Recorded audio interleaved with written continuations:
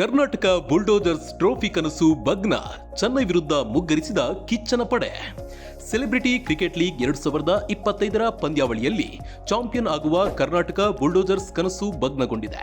ಸಾಂಪ್ರದಾಯಿಕ ಎದುರಾಳಿಗಳಾದ ಕರ್ನಾಟಕ ಬುಲ್ಡೋಜರ್ಸ್ ಮತ್ತು ಚೆನ್ನೈ ರೈನೋಸ್ ತಂಡಗಳು ಪರಸ್ಪರ ಮುಖಾಮುಖಿಯಾದವು. ಸಹಜವಾಗಿ ಅತ್ಯುತ್ತಮ ಫಾರ್ಮ್ನಲ್ಲಿದ್ದ ಕರ್ನಾಟಕ ಬುಲ್ಡೋಜರ್ಸ್ ತಂಡವೇ ಗೆಲ್ಲುವ ಫೇವರೇಟ್ ಆಗಿತ್ತು. ಮೈಸೂರಿನಲ್ಲಿ ಮೊದಲ ಬಾರಿಗೆ ಸಿಸಿಎಲ್ ಪಂದ್ಯ ನಡೀತಾ ಇದ್ದ ಕಾರಣ ಭಾರೀ ಸಂಖ್ಯೆಯ ಜನ ಆಗಮಿಸಿ ಕರ್ನಾಟಕ ತಂಡಕ್ಕೆ ಬೆಂಬಲ ನೀಡ್ತಾ ಇದ್ರು.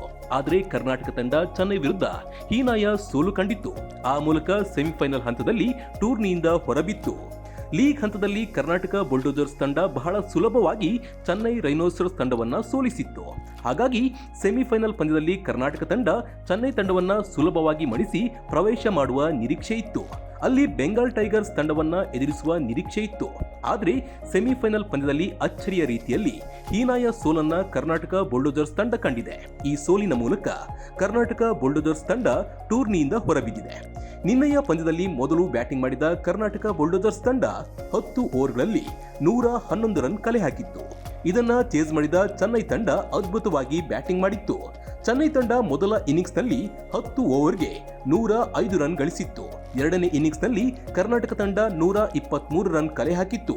ಅಲ್ಲಿಗೆ ಚೆನ್ನೈ ತಂಡಕ್ಕೆ ಗೆಲ್ಲಲು 10 ಓವರ್ಗಳಲ್ಲಿ 129 ರನ್ಗಳ ಅವಶ್ಯಕತೆ ಇತ್ತು. ಚೆನ್ನೈ ತಂಡದವರು ಬಹಳ ಸುಲಭವಾಗಿ ಈ ಗುರಿ ತಲುಪಿಬಿಟ್ರು.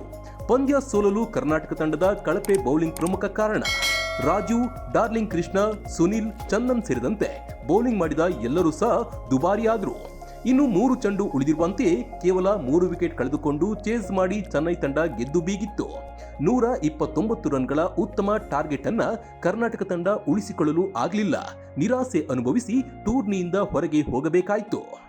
ಲೇಟೆಸ್ಟ್ ಹಾಗೂ ಇಂಟ್ರೆಸ್ಟಿಂಗ್ ಸುದ್ದಿಗಳಿಗಾಗಿ ಬಾಸ್ ಟಿವಿ ಕನ್ನಡ ಚಾನೆಲ್ನ ಸಬ್ಸ್ಕ್ರೈಬ್ ಮಾಡಿ. ಹಾಗೆಯೇ ಬೆಲ್ ಐಕಾನ್ ಪ್ರೆಸ್ ಮಾಡಿ. ಇದರ ಜೊತೆಗೆ ಫೇಸ್ಬುಕ್, ಇನ್ಸ್ಟಾಗ್ರಾಮ್, ಎಕ್ಸ್ ನಲ್ಲೂ ಮಿಸ್ ಮಾಡದೆ ಫಾಲೋ ಮಾಡಿ.